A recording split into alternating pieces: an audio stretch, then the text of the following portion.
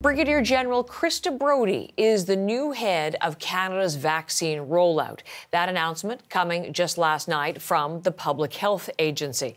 Brigadier General Brodie is a 30-year veteran of the military. She has extensive logistics experience, and she will bring those to bear as she takes over the role from Major General Dany Fortin. He stepped down Friday, suddenly, due to a military investigation, sources telling CBC allegations of sexual misconduct. Janice McGregor is in Ottawa with more on the story this morning. Introduce us, Janice, to Brigadier General Krista Brodie. That's right, Heather, because this has become a very public face, right? In Canada's vaccine rollout, Liberal ministers, departmental officials promising Canadians that there would be no disruption to that rollout with the departure of Dany Fortin. Part of that, they promised a seamless transition to new leadership.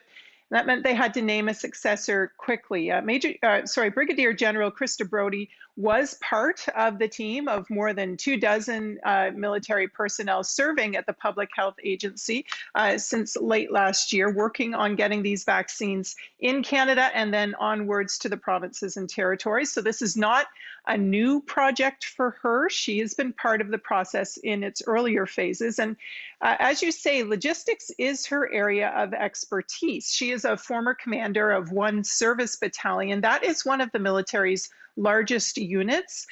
She has done 3 tours overseas during her 30-year military career. What's going to be interesting to observe, though, her approach to the public-facing part of the job. We have talked a lot during the pandemic about the importance of really clear and reliable, trustworthy communications about the coronavirus response. And now there will be this new face at the table among the officials talking about the job of getting vaccines where they need to go as the pace of vaccine deliveries really hits a new high for the next couple of months. Heather, 4.5 doses coming into the country this week alone, and needing to go onwards to the places where they're going to reach Canadians' arms. So big job. She takes over now.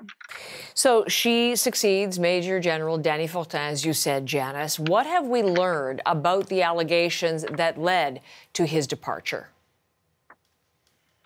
Yeah, it's interesting. His lawyer gave CBC News a statement last night, and it's rather extraordinary because in it, we learned that the Major General only learned of the allegations against him from a CTV reporter who contacted him on Sunday. Now, that network is reporting that this allegation is one of indecent exposure that dates back over 30 years to 1989, the time when he was an officer cadet at the Royal Military College in Saint-Jean, Quebec. That statement from his lawyer continues. It says, this took him completely by surprise, and he vigorously and categorically denies this allegation. Now, Fortin himself isn't commenting personally, but it is clear his departure was very sudden. As recently as Friday morning, his name was on a list of senior military officers with posting changes circulated to the media. And then by Friday night, the terse statement that he was gone. The Liberal government really hoping that maybe the heat had been turned down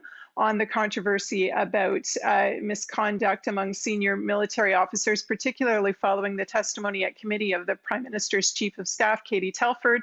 But now, with this latest departure of Fortin, it does threaten to reignite the opposition's interest in holding more politicians to account for the crisis that appears to be unfolding among the military's leadership. Janice, thank you very much. That's Janice McGregor from Ottawa.